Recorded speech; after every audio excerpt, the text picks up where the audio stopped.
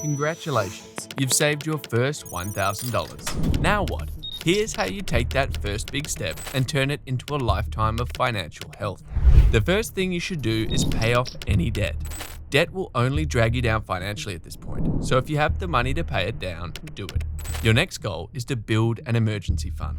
This should be a high-yield savings account that you don't touch unless absolutely necessary. How much money should you have in your emergency fund? Experts recommend 3 to 6 months of expenses. Some recommend as much as 1 year, but 3 to 6 months is the generally accepted amount. If you have your emergency fund set up already, then you're ready to invest your $1,000 in something new.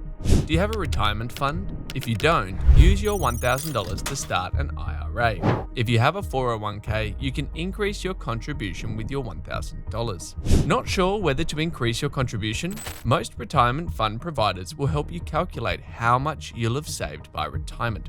Using your preferred retirement age and amount, calculate how much you should put away each month to reach your goal.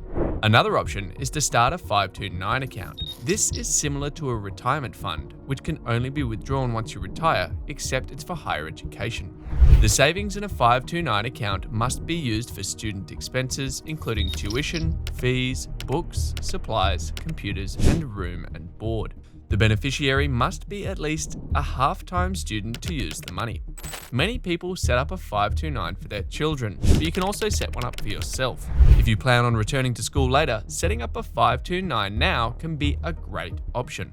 You don't want to waste your first $1,000, so pick options geared toward your future financial health and safety. Later, you will be able to make riskier investments when you have more excess funds. If you have already paid off your debt, set up an emergency fund, retirement fund, and college fund, here are some wealth-building options with little risk. The safest option we'll recommend is Treasury bills, also known as T-bills.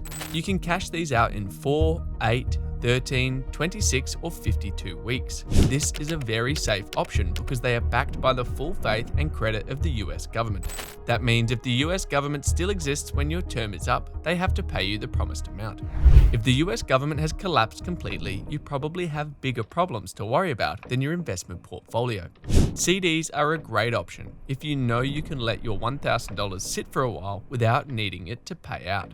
These are long-term investments with terms ranging from 3 months to 10 years. They guarantee a return of your principal investment and have decent interest rates. However, withdrawing early will result in penalty fees or loss of interest, so make sure you are ready to keep your hands off until it matures. Another safe option for your first investment is a money market mutual fund. A mutual fund is a company that pools money from many investors and invests the money in securities like stocks, bonds, and short-term debt. A money market mutual fund is safer than that, as it does not include stocks or risky debt investments. With a money market, as opposed to other mutual funds, you are highly unlikely to lose your principal investment. These options are extremely safe, but not risk-free. Keep that in mind as you decide where to invest your $1,000. If you are ready to take on more risk for the possibility of more reward, the following options are a great place to invest your first $1,000.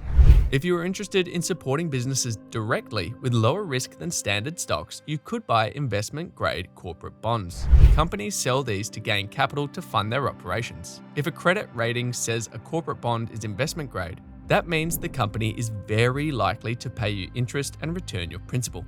However, companies can go bankrupt. In that case, the company is still required to pay you something, but you're at risk of losing a large amount of your principal. But these bonds do have a fixed income, so the company must pay you a certain amount of interest regularly, and higher interest rates to combat the risk. They are a potentially well-paying option that is still safer than stocks. Looking for more risk and potentially more reward, you could dip your toes into the stock market with an index fund. These are a type of mutual fund with a portfolio built to match a financial market index, like the S&P 500. This means that your results will likely match the performance of the market overall, at least as measured by that index. Warren Buffett recommends these accounts for saving for retirement since they are likely to increase over time. You could also invest in an exchange-traded fund, or ETF. These are very similar to index funds. They usually track a particular index, sector, commodity, or other asset. But unlike many mutual funds, you can purchase or sell like a normal stock, so there's high liquidity. If you are ready to get into the stock market, consider a robo-advisor. These are digital platforms that provide automated investing driven by algorithms. They have little to no human supervision, so a human, including you, can't mess up your portfolio with a hunch.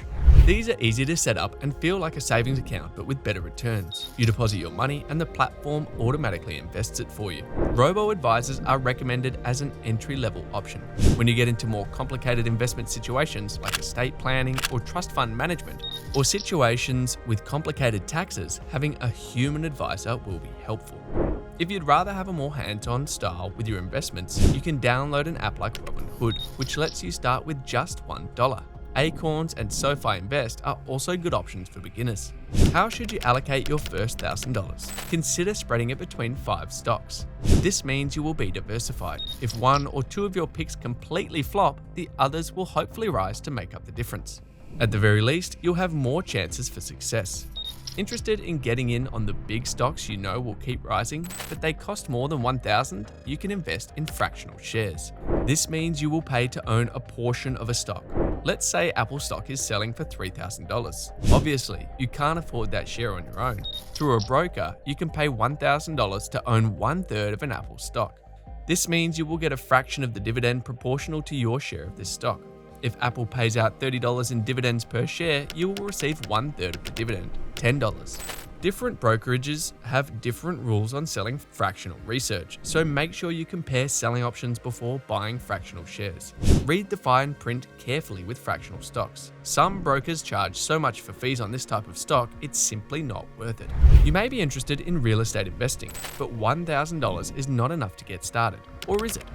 You may not be able to buy a luxury apartment complex and become a landlord, but you can invest in a real estate investment trust or REIT.